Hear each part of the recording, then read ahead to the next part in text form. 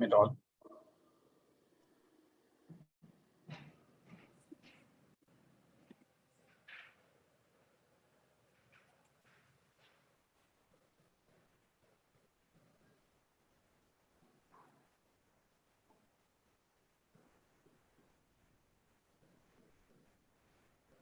Welcome all. Thank you so much for joining us today. It's a great Friday afternoon. Love to see all of you joining in. Sandeep, Pooja, thank you so much. Thank you for the patience for waiting. We had a technical glitch before we could admit all. So thank you so much for being patient enough. Well, without taking much time, we are all set to begin with our today's webinar. In today's rapidly evolving world, effective leadership has become more crucial than ever before. As technology advances, social values shift, and global challenges emerge, leaders are faced with unique complexities and unprecedented demands. Leading people in current times requires a combination of adaptability, empathy, and visionary thinking. Once again, I welcome all our participants to this exciting series where HRAI, along with Great Manager Institute, brings before you the 2023 Dialogue Masterclass series on the topic Leading People in the Current Times. Great Manager Institutes conduct the Great People Manager Survey in India and compiles the esteemed list of top 100 great people managers. We are pleased to announce that we have the privilege of hosting 5 managers from this renowned list. They will be sharing their valuable insights on leading teams in the current times. Join us as we learn from these experienced managers and gain practical knowledge to enhance our own leadership skills. To know more about HRAI and Great Manager Institute, I would request all our participants to visit the link posted in the chat window. I request all our participants to kindly follow the webinar guidelines mentioned in the chat window. It is my privilege to introduce our masterclass speaker for today's session and would also like to congratulate her on this achievement, Ms. Lata Chemirupati, Head People and Culture, NetConnect Global. Ms. Lata was a freshman in her MBA degree when she read the quote of Herb Keller, "The business of business is people," and she knew she was on the right track. This was 17 years ago, and the emotion is still the same. Over these years, she has worked across IT and ITS industries, across the domain on HR operations, HR business partnering, compliances, strategic HR, employee welfare, talent management, organization design and development. The HR journey ahead is a continuum of agile human capital management via HR data and analytics and human experiences. Technology would go on play a catalytic role in handling the fluidic workforce better. Her recent learnings from IIM Ahmedabad on strategic human resource management and senior executive development program in building future CHROs from XLRI gave her the confidence that she is prepared to embark on the path of future of HR, which shall redefine the way business is done. You can follow her on LinkedIn. The link for the same has been shared in the chat window. So without taking much time, I will hand over the platform to Ms. Lata to take this discussion forward. Over to you, ma'am. Good evening, everybody, and my fellow colleagues. Happy to be here today to share with you some of my experiences and learnings in my journey in the last 17 years. Thank you for the warm welcome, Peterson and Faisal.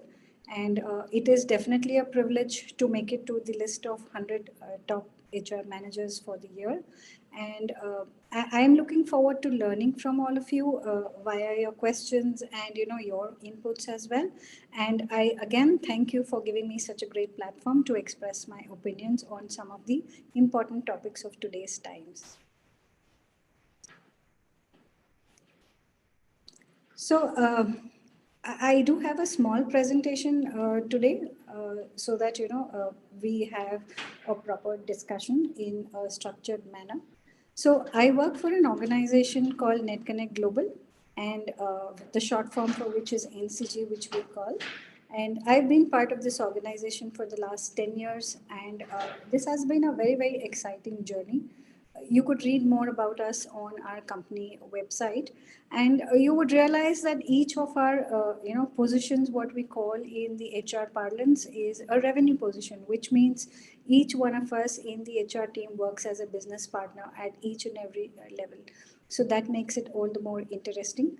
On the next slide, you would see more about the organization NCG. It is a 25-year-old organization headquartered in Bangalore, and we work in the IT industry. We have the privilege of working with some of the Fortune 500 organizations where we provide services across levels and skills in private and government projects as well.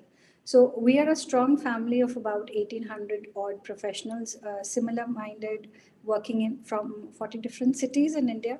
And we have been able to help our customers achieve their, objective of, improving their technical services, etc.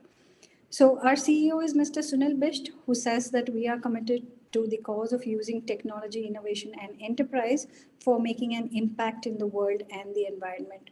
So ESG again is one of the important tenets on which we are currently working. If you see our values, they are very, very integral to our organization, and even our business objectives have been aligned basis of our values. And these are something which we can swear by every single day. And what creates a difference between us and the other organizations are the important tenets of our culture, which is transparency, uniform and timely communication, and homogeneity of processes. This brings in a lot of confidence in our employees that we are a fair organization, which has also helped us be a great place to work organization for 4 years in a row now.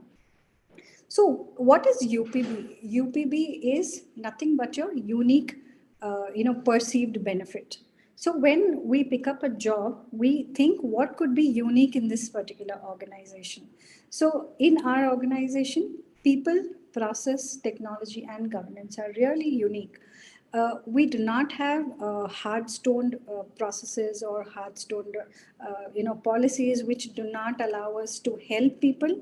Rather, we have very, very flexible and agile practices, which has helped us cope even through the pandemic with a lot of ease. Of course, all of us did realize during the pandemic that, humanization of policies, processes is what we were looking for. But we never had them, and HR was always known to be like a police. You have a handbook, you follow that handbook to the T without any exceptions, no a scope of any adjustments, any flexibilities and all of it. But then the way the world changed during the last 3 years has given us a lot of inputs as to how we should function. And if we take care of our employees, if we take care of the situations in their lives, obviously productivity increases as well, which is what our CEO and the C-suite looks for. So, having said that, these four, parameters which we have structured our organization helped us become the employer of choice. As I was telling, not only are we a great place to work organization, last year we also got a rank in India's best workplaces for women in the top 50 in the MSME segment. ISO 9001 and 27001 again are guiding lights for us, to bring in quality in our structures and our processes, which all the more ensure that we are a fair working place as well. The best part about our industry is, we can be easily measured, and we get a ranking or we get a accolade real easy, because most of it is very, very transparent. And just to give you an idea, 90% of our workforce is working out of our client location. It makes it all the more difficult to implement most of these policies and practices. And Responsible Business Alliance is again another certification which is benchmarked by the industry for the electronic and IT industries. which ensures that all the aspects of an organization are taken care of, right from the labor to the management practices to the environment, health and safety, and all of it. So, the next slide onwards, I would start talking about each of these in a bit so that it would give you a fair bit of idea as to why do I say that these are unique, perceived benefits. So, first of all, when we hire people for the potential what they bring in, for the strengths which they bring in, rather than putting it on a hard rock that if you are to work in HR, you have to have an MBA HR degree, etc. So, passion and latent potential is what we primarily look at, and then basis of that we do the hiring. That has caused a lot of neurodiverse talent pool to be built in, which again helps us in getting a lot of diverse ideas, strategies, and the way we work. And obviously, the environment is a much better environment to work. Day one, when the employee starts talking to us, we ask what are his aspirations. So in our busy life and the pursuit of targets and revenues and all, we forget that employees are people with feelings and with a thought to make a career for themselves in the life, and move ahead in life. So what we have done away with is the regular way of progression, either lateral or vertical. Rather, we have come up with the matrical structure. And in this matrical structure, what we have said is there is a jungle gym of opportunities, which means any of the employee can grow in any of the direction provided the basic requirements are taken care of. So these we have called as the desire maps, and these are mapped vis-a-vis the career paths, and they can themselves check as to where are they in their career path. Then we also categorize employees basis on the science of skills through a global skill matrix structure, which is called SFI 8.0. I would urge all of you all to go through that and understand how we can bring in a change in our respective organizations when it comes to skills and the kinds of skill repository we have, and what can we help the business with. In line with that, we have designed a few of the upskilling and career progression plans, which help the employee get a fair bit of satisfaction as to how he would be taken care in the organization. We also have brought in a concept called as MEP, which is nothing but your maximum earning potential. So, if you have heard of an acronym called WIIFM, so that is what is in it for me. So an employee is an employee first, wherein he would want to understand what is his career growth, what is it that he will get out of the job, what are the benefits he will get out of the job, and how is it different from the other organizations. So we have categorized every component which is something which will give him extra revenue, extra income, and we have called that as the maximum earning potential. And then the employee journey has been broken down to different phases, and these phases have different touch points included, which make a lot of difference in an employee's life. For example, yes, we wish all our employees on their birthday, but at times we forget to wish them on their wedding anniversary, for example. For most of us who are married, that also is a significant a phase of our life wherein we would want the other people, the company, to know more about it. Similarly, the wellness and well-being plans have been made flexible so that each one of us can choose the plans which is helpful for them. And as I was telling earlier, humanization of practices and technology. With all of these, what we have found is we have a diversified set of employees who are high potential employees who are able to bring in more productivity into the system. Similarly, for employees, since they are in different phases of their life, we have brought in a lot of flexibility in the way we work. So, work models, we have brought in 3 different work models, and we can choose what we would want out of that. Basis of the work model, we can obviously next choose the employment types that we want. And these basis of the work models and the employment types, we have made a set of practices which are not only uniform but benchmarked and really agile. So this not only helps take care of our employees, but also we have been able to cater to the different Fortune 500 organizations in a very, very agile way, which gives them a lot of comfort to choose us as the preferred client partner. And then for any organization, the most important part is obviously the technology. When we look around, we see that, technology, the products, and a lot of apps have all of a sudden just increased. But what is the challenge actually is to pick the correct one which is suitable for our business and what can we leverage out of it.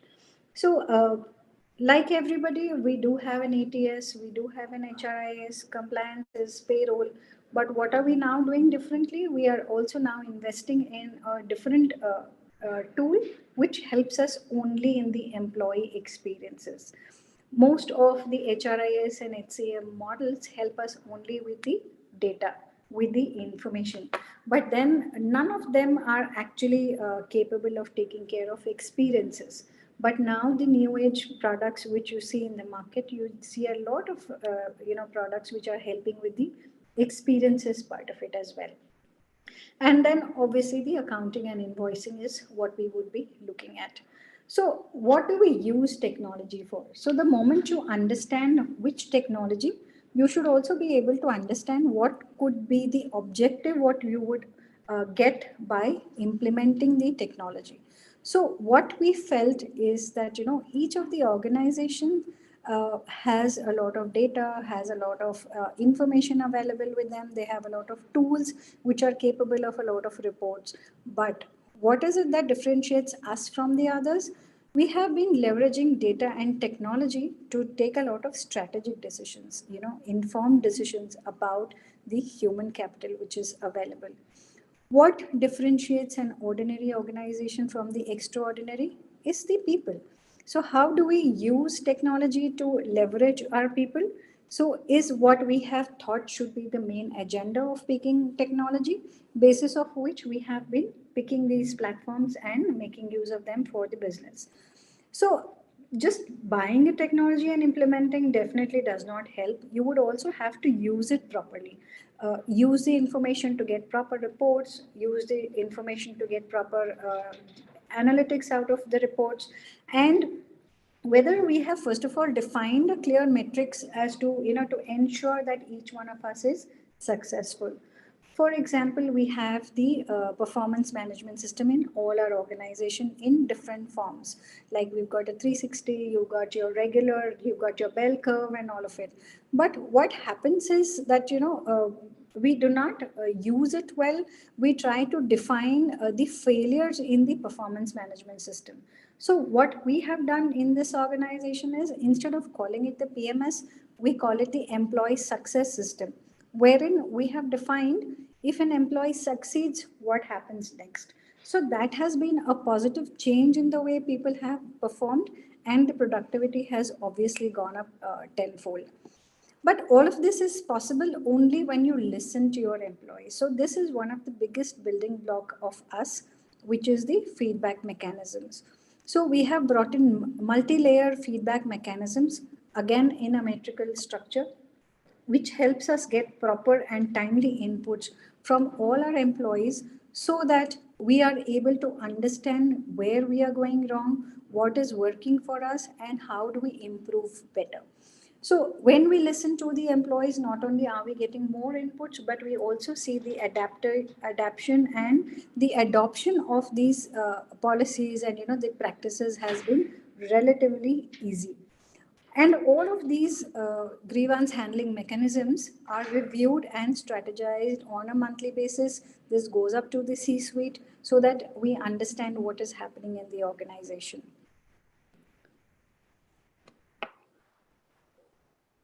So in the next slide, we again talk about so we talk about the hygiene part of it. So all of this is possible when the basic framework is there in place. So what we have gone ahead and done, we have created a zero tolerance zone. So what falls in the zero tolerance zone? When an employee feels safe in an organization, when the employee feels he's cared for in the organization, and it is a ethical organization to work for, is when it would give him a lot of comfort that he is in the right place.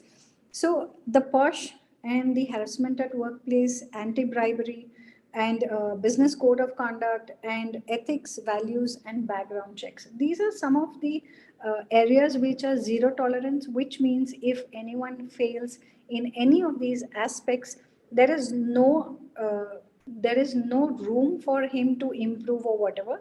It is a straight termination. So this helps bring in a lot of health at the workplace. When I say health, obviously, different aspects of health, whether it's the physical health, mental health, and all of it. And this, all in all, helps the employee work better. Similarly, we have governance in place as well, which we would see in the next slide, which talks about the different aspects of governance. So all of these would be, possible if you have proper governance mechanisms, like your feedback mechanisms itself, and more importantly, what we say, if we are able to do again and again, for which we have training and literature in place, which is there available on our intranet for everybody to see and use in their daily lives. So, what we have done, thanks to ISO, is we have a standard operating procedure for each of our departments, each of our work, which helps us understand, right, whether it is a new joiner or the existing employees, to see on a periodic basis if they are proceeding in the right direction. This uniformity again has a significant impact on the productivity and the innovation. And like every other organization, we have a training calendar so that all of us are told again and again as to what has to be done. So this is a repeat and train process. So the PPT which I have made today is not a very exhaustive one. I have just made a basic one so that we have more discussions around the topics, because the concepts of HR remain the same. It is just that different organizations apply it differently in their business. So all of these, so if you see the tagline in the last slide, it says, "I can be me at NCG." So all of what I have covered initially, as I said, brings in a lot of fairness and equality in the system, and it allows me to be the way I wish to be at NCG in the corporate folds. So as I was telling earlier, this PPT has been designed with a basic intent, so that we get enough and more time to talk to each other and understand as to how y'all could understand how to implement things already, or look at things from a different light.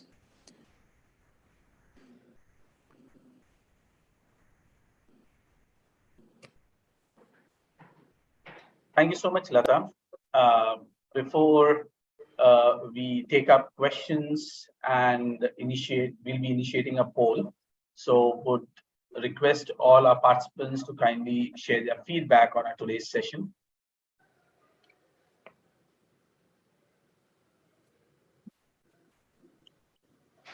So while you are doing so, would request all the participants to kindly post your questions pertaining to our today's session in the chat window. Once again, I thank all our participants for joining our session today. We have received a lot of inquiry about the participation and e-certificate offered by HRAI and GMI. You can claim your e-certificate by sharing your details. When I say details, that is your name and the session attended, in an email to the email ID provided in the chat window. Please ensure you do so by the end of the day. We will email the e-certificates to you based on details received.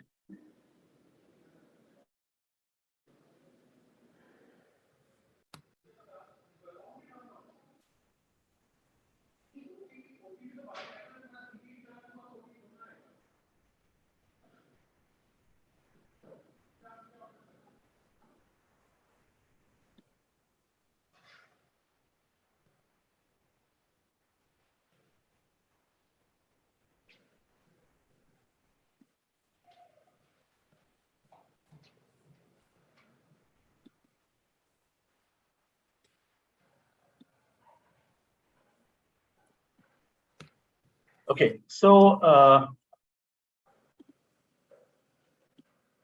Lata, we have received a couple of questions at the time of registrations, and as I mentioned earlier, we will be like capturing those questions, and we would look forward to your inputs and views around those.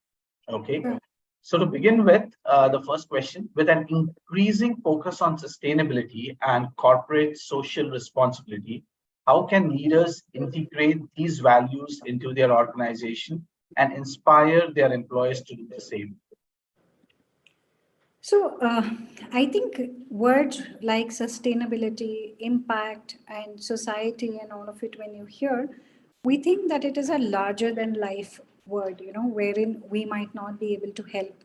But I'm sure most of us realized during the pandemic, it is not the big things which you do matter, it's the smaller things which you do really matter. For example, simple aspect like, we all speak about diversity, for example, a little away from the topic. But when we do our job postings, we do mention, looking for a male candidate with 10 years of experience, and from there we start the discrimination. So this simple step, what we could start with is, create gender agnostic postings, which not only will help people come forward and apply, but also widens the talent pool for you. Otherwise what happens is when we put in so many rules, we realize that, there are very few people available in the market. And then we think that we are not able to fulfill this position, the turnaround times are missed, and then, the whole lot of problems start. Rather, we create gender agnostic postings, and we see that we have a lot of people applying. Coming back to the topic of sustainability, what is sustainability actually? The aspect of being able to survive basically means that, right? So how do you sustain in the So at the end of it is the good work what you do and the good practices what you have. Like at home, like a mom used to say, you should always do good. You should always do right, because that is what makes you a good person. And that is what, creates a name for you even after you're long gone. Similarly, in our corporate life also, when we bring in a lot of good practices, which is for the good of the people, I think the organizations flourish. And then that is how you start building your sustainability. And obviously, when you have good people, good practices, obviously your offerings improve, your services improve, and then, you make a name for yourself. The other day, I was attending a session which spoke about impact sourcing. I was really impressed by that.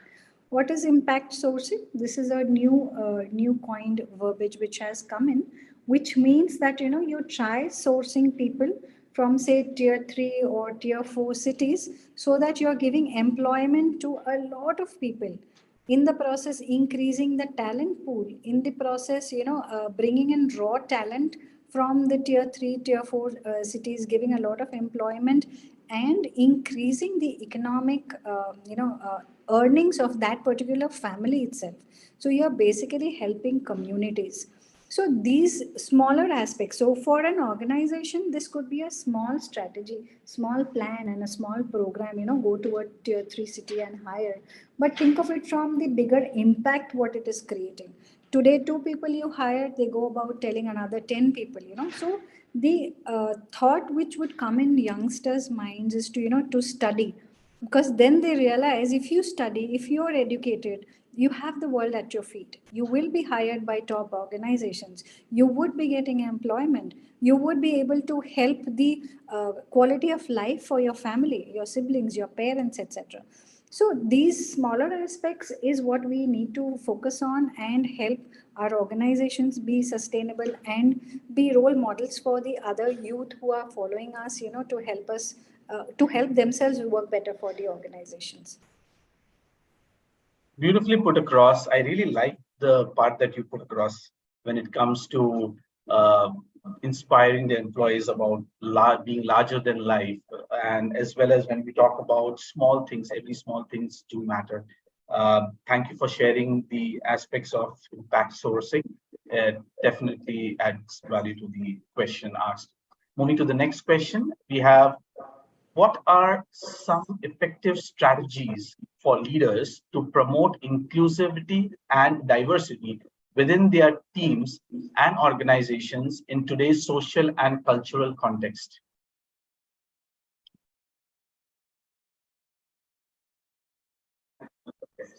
Okay. Used rather Lata, I'm randomly not in sure if today's. you have got my question. I just saw that. Okay, great. Am I audible? Yes, yes. Okay. You are audible now. Okay, so I was telling diversity and inclusion are being used rather loosely in today's parlance, right? So we feel that it is a fashionable statement to use these kind of words and all without maybe understanding the deeper meaning of it. For example, even in our teams, right, we see that there are different kinds of people, which we now call as a neurodiverse talent, right? So, say there is a software engineer position, there could be somebody who is a BTech who's hired for it. There could also be a BCA or an MCA guy hired for it. There could also be a BSc electronics or somebody guy hired for it, right? But all three of them carry different educational expertise, right? They could be competent enough to be able to do that job, but the educational qualification being different could bring in different perspectives to that particular job. But what do we do? We as a culture sometimes are a little biased without knowing that we are biased, which is called as the unconscious bias, correct? So what happens is, in that particular scenario, we start giving importance to the BTech person, thinking he's an engineer, right? And we think that maybe the BSc guys knows a little lesser than the BTech guy. So this is a very random example, but it does happen at our workplace. So this is unconscious bias. Rather than that, if we include all the three people in the conversation regarding to that particular role at the same level, is actually inclusion. Inclusion does not mean that you hire all kinds of people and say that as an organization I am hiring male, female, entire LGBTQI family. No. Inclusion basically means, you actually include people, whether it is in your technical conversations, whether it is in the group, whether it is in your plans, anything for that matter, right? So, inclusion needs to start when we stop thinking in the unconscious bias frame of mind. Second, you spoke about diversity. In the same example, if you see, all of them are neurodiverse, all of them bring in a different perspective. They all are a diverse population for us. In fact, we should make the best out of it to understand, what each person brings. So, I, as a person, believe that every resource has a lot of potential in him, and he also has a lot of latent potential in him. So what is latent potential? The part of the potential which is hidden, which is not exposed, which is not utilized. He has it in him, but we are not utilizing him. I believe a great leader is somebody who is able to identify the latent potential and help the team member develop the same. You know, giving feedback, for example, is important. But when we say feedback, again, unconscious bias, we think it's the negative feedback. Sometimes we miss giving the positive feedback as well, which could bring in a lot of positivity in that particular resource and, could trigger him, motivate him to work better. So, diversity and inclusion are beautiful words.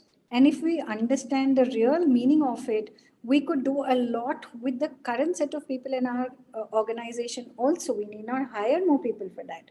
It's just the mindset, it is just the aspect of understanding, accepting, and acknowledging. That is as per me. Yeah, beautifully answered. And definitely, when we talk about that, expands the entire talent pool that we would be looking at in a global sense that we read.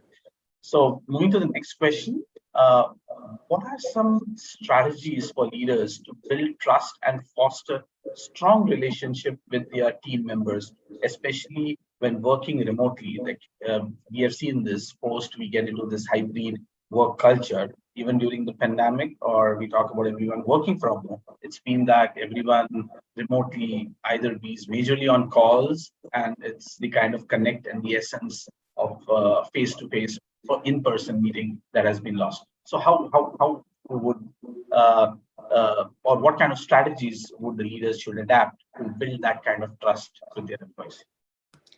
So we all realize trust is a feeling, correct? So there is no science to it. It is a feeling. So how do you bring in positive feelings? Yeah, trust is a positive word, correct? So how do you bring in trust? You saw in one of my slides I mentioned about transparency and open communication. So that was one of the very first change what we brought about in our organization. Why do you think different people are demotivated in the system and another set of people are motivated in the system? That could be because of the accessibility of the information about the organization at that point of time. But what would happen if you bring in transparency? Everybody knows the same thing, correct? Everybody knows, for example, which direction the organization is heading. So everybody would understand or try to understand where do they fit in the progress of the organization, which means they understand the purpose of their job. Once they understand the purpose of the job, obviously they would contribute towards the mission and vision of the organization, and participate in the progressive growth in the organization. So, when we changed the performance management system 3 years ago in our organization, is when we relabeled it as the employee success system.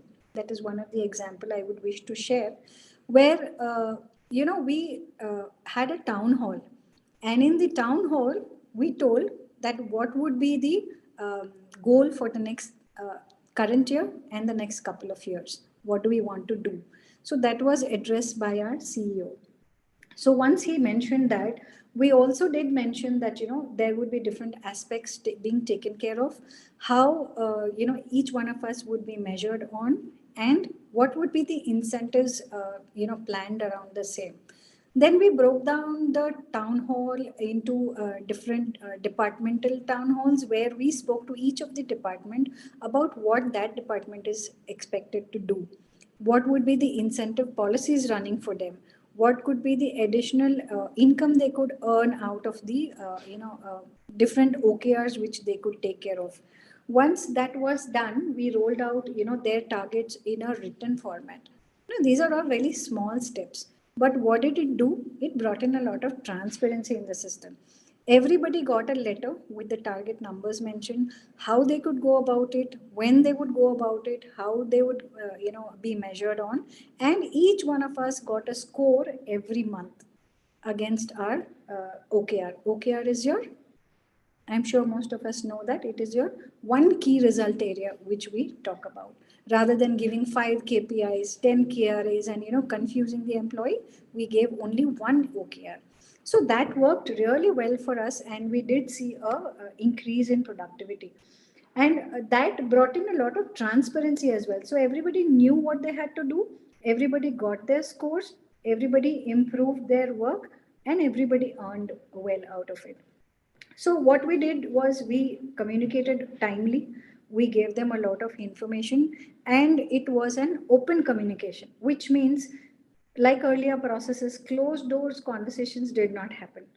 So this was one aspect which worked beautifully for us. So transparency and open communication is something which I always advocate, because it really works wonders, and that helps create fairness and trust in the system. Absolutely. So transparency is the key area that we see in this entire aspects of building trust. So to our next question, we have seen when we talk about mental, emotional aspects, correct? So what role does emotional intelligence play in effective leadership in the present day? And how can leaders cultivate this kind of a skill set? Okay. So emotions is, I think, one of the most powerful drivers for any human. It can make or break a human. So it is up to us, whether we call ourselves the leaders, the mentors, the seniors, managers, whatever word, right? So when we channelize these emotions in a better fashion, obviously not only does our colleagues work better, but they turn out to be better humans. So when you help people become better humans, obviously, the rest of it follow. So so as I said, we are a very simple organization, very simple hierarchies and simple ways of working. Even in our day-to-day life, we do not have too many rules. We have very, very simple rules. So what we realized was, we should reduce the usage of negative words. For example, if somebody has made a mistake, rather than we say, oh, you made a mistake, oh, you're so stupid, how could you have done that? We say that, okay, let me help you understand this first. Let us see how we can work together. So we do not have the concept of PIP in our system, the performance improvement plans in our system. We call that as a hand holding sessions. So, simple things have created a lot of impact, even their scores, when you give performance scores to people, when you give a 0, it has an impact. Rather you change the number to say 1 to 3. If 1 is the lowest also, they would not feel bad about it, right? Because 1 is a positive number, but 0, it means that doesn't matter whether you exist. It's a very neutral thing, but we are humans, we exist, we have feelings. So smaller aspects like these. So we got our managers behavioral trained. We do have a lot of leadership trainings where we are subjected to a lot of trainings on behavior, what kind of words to use, how to handle people, especially if they're working from remote locations. Because when you're talking to people on the phone, maybe on an audio call, they cannot see your expressions, and sometimes your intonations unknowingly become different, and it might sound very different. So these behavioral trainings has played a very, very important role in changing the tone of our conversations in the organization. Absolutely. And it's really beautifully put across. And I would like to thank you, Ms. Lata, for this great session that we had from your side in terms of sharing your learnings with us. I'm sure that all our participants have had a lot to learn from this and take away with this kind of an insightful and thought-provoking session that we had today. I sincerely thank Great Manager Institute for their association and support extended. This session would have not been possible without Great Managers Institute, where we are privileged to be working with them on this series. Although we all know about GMI, I would want to welcome Mr. Vivek Sood from GMI to talk about this institute. Over to you, Vivek. Thank you so much. Also, firstly, thank you so much, ma'am. It was a great session, really great insights, and it's always a great opportunity to hear from you. So for everyone, I am Vivek. I'm a part of Great Manager Institute. What I wanted to do was, instead of giving a brief or boring story about how we came into existence and what we did, I just wanted to show 2-3 slides about what we do in terms of trying to create India into a country with great people managers. I'm just going to share my screen. Just allow me a moment. Yeah, is my screen visible? Yes, it is. Okay, great. Thank you so much. So just a long story short, we are a company that is working on building a culture of high trust, high performance. And at the same time, we're trying to ensure that every effort that goes into building that people manager, that is the connecting link between employee experience and what the management aims to achieve, it can all be tied to certain business metrics, because every effort that goes into an organization needs to lead to a business result. What we essentially do for that is 3 things. The first is insights. This is where we do a diagnosis of your organization through a framework that we have, which has been validated by Mumbai University. Based on this insights, we help you identify your managers on different aspects of competence as well as care for people. What we can also do is help you define your managers based on the quotient that they have in terms of caring for results as well as caring for people. What we've also further done from here, based on this insight, we actually allow your managers and help your organization to also go through a recognition platform, which is where we actually do the Great People Manager study, where you stand a chance to feature as a Leadership Factory of India as an organization level recognition, or featuring as the best people manager in India. Both of this is actually published in Economic Times. That is also our media partner. And last but not the least, while we gather all of these insights and we understand where as an organization or as an individual people manager you stand, we worked with close to 4,000 organizations And these are some of the impacts that we've actually seen on certain business metrics, where we've helped organizations reduce their attrition, increase their customer satisfaction, also work on productivity of managers in an organization, leading to higher sales, employee engagement, GPW scores. The entire core of what we do is based on whatever comes under the purview of a people manager, and ensuring that there can be, say, a positive impact, which allows every individual to have an opportunity to work with great people managers. So yeah, that's a short brief from my end. And thank you so much for this opportunity. And thank you so much once again, Lata ma'am, for your session. My pleasure. Yeah, thank you, Mr. Vivek, for letting us know about Great Manager Institute, and thanks for the benefits extended to HRA members. Thank you so much once again, Ms. Lata, for this great session. We would love to host you again very soon. Thank you so much. Also would like to thank all our participants for joining us today. Do join us for our next session on connecting the dots. That's on ethics of AI and automation in the human resource industry. That's on the 6th of July, 2023. That's it from us today. See you soon. Stay safe, take care, and bye for now.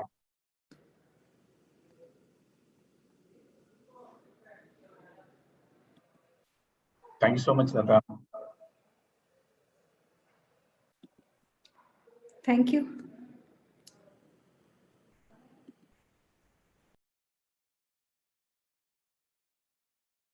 Thank you, Shyam. We can hereby conclude with our today's session.